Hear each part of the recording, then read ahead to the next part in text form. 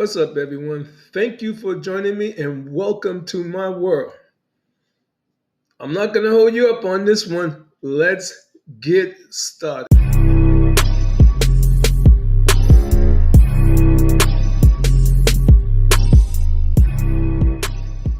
Okay, everyone, welcome back. All right, I have another video that I want you to watch by Dr. Claude Anderson. Please watch to the end. Support this brother. Buy his books. It's about us, Black unity. It's time that we get it together. Let's watch him. Black folk, you can't play because you never got your 40 acres and a mule. You're sitting playing a game that you're not going to win.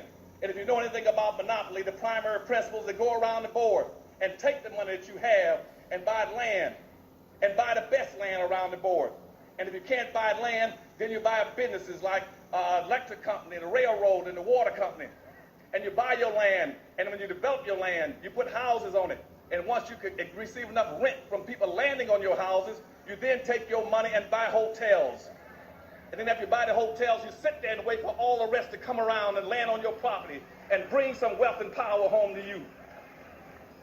And see, my people have been playing real life monopoly with no money, going around the board hoping that the world that they can land on free park and income tax and charity.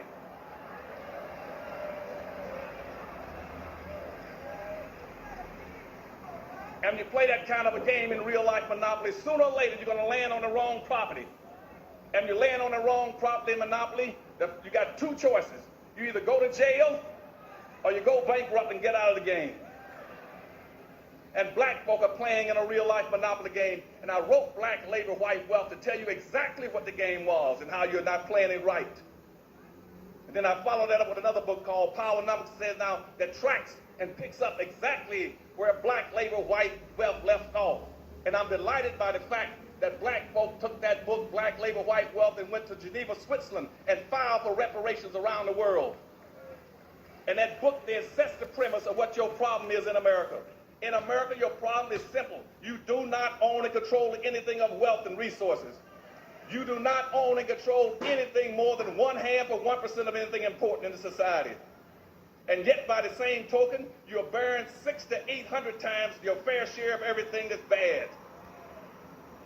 And consequently, we cannot play and win, and people wonder why black folk live the way they do, why every black neighborhood looks like Beirut bombed out. It's that way because we do not own and control any resources and never have. And so in that PowerNomics, I said, if you're going to play the game, here is a book that I've systematically analyzed all the conditions around the world with all of my experiences, not only in government and in education, but also as a safety and survival engineer for the Marine Corps, where I had to try to deal with our prisoners coming out of POW camps. Here's how you play the game and win in PowerNomics, the national plan to empower black folk. That book and all those books are going to be in the rear room and to be for you to purchase this morning. But most importantly, the third book that I wrote was called Dirty Little Secrets About Black History, Black Heroes, and Other Troublemakers. And I've written 2 of those books. And the purpose of those books are to tell you that you are special people, very special people as black folk. That absolutely nothing has happened in the last 400 or 500 years that black folk did not either directly were involved in or indirectly did not cause. You were the engines that drove civilizations around the world for 300 years. You as black folk are not guests in America. You are not guests on this earth. You walk on sacred ground paid for by the blood, sweat, and tears and suffering and sacrificing of millions of black people. They paid for you to walk on this earth with your head high and to be proud. All the blacks who shine shoes and wash clothes and wash dishes and pick cotton, you all deserve to have a better condition on this earth. And Dirty Little Secrets tell you why you're special people. And later on in my discourse this morning, I'm going to point out the 3 things I'm going to talk about. First is the state of black America presently. Secondly is how we got into our dilemma. The third thing to tell you that you are not only special people on this earth, but you've always had a special relationship with God that no other people have ever had. And all of that is embedded in the one thing that you keep running away from, and that is your blackness. Your blackness is power. The most powerful thing on this earth is your blackness. And you got to understand by the time I finish today what power and blackness there is. And unfortunately, we've never used it. Okay, everyone. So you heard what the doctor had to say. All right. We really need to stop working together, focusing on owning and operating our own businesses. We need to have banks.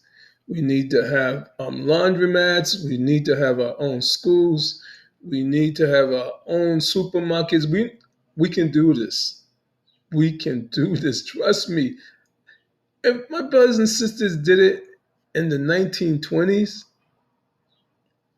we can do it in 2023. Believe it. Believe it. Believe it, people. Don't doubt yourself. You can do it. Now, here in my city, like I said before, I remember in Roxbury when there was a lot of black businesses. Matter of fact, we had an area called in the heart of Roxbury, Dudley Station. So I would say probably like almost 2 years ago, a lot of black organizations here in Boston fought to get rid of that name because the guy was a slave owner and they wanted that name out of the black community. And so we got to change the name Dudley Station to Nubian Station, or Nubian Square, I should say, Nubian Square. All right. And I'm so proud of us for getting that done. And we do have one really, maybe one or two black businesses that's there right now. There could be more. It could actually be more, but I know one really big one that's there. And there's some Korean businesses there, but we're doing everything we can to hold on to that area because gentrification, they're trying to buy up that whole area and throw condos up and push the black people that grew up in that area out the way. Okay? Because that's the same exact area where New Edition grew up at. That's the same exact area. Dudley Square, now known as Nubian Square, is where Malcolm X used to go and hit the nightclubs and hang out. That's the area where you can see it like in that Spike Lee movie, Dudley Station. That's where Malcolm X used to hang out. It's also an area where Farrakhan grew up. All right, so it's like the heart of the black area. And like I said again, they're trying to take it over, and they're just trying to like throw all condos, expensive condos, and push black people outside that area. But we're fighting. We're really fighting. All right. And the strange thing is that the white people that do own the buildings and stuff, black organizations are trying to buy from in that area of Roxbury, in another area also called Grove Hall, and they don't want to sell. They don't want black people to have anything, even though we're trying to create our own Black Wall Street. They don't want us to do it. I'm telling you, they're just letting these buildings and stuff just sit there. They just rather just let the buildings sit there and become destroyed and stuff instead of selling them to black people. They don't want to sell to black people, but we're fighting. We're fighting to run and control and own the property of Nubian Square and another area called Grove Hall. We're holding on tight. We're doing our best to own those areas. All right, of Roxbury. So I hope that each and every one of you like this video. Please comment, please share. I really appreciate each and every one of you. Thank you so much. And support Dr. Claude Anderson. Thank you. Agymah. Peace.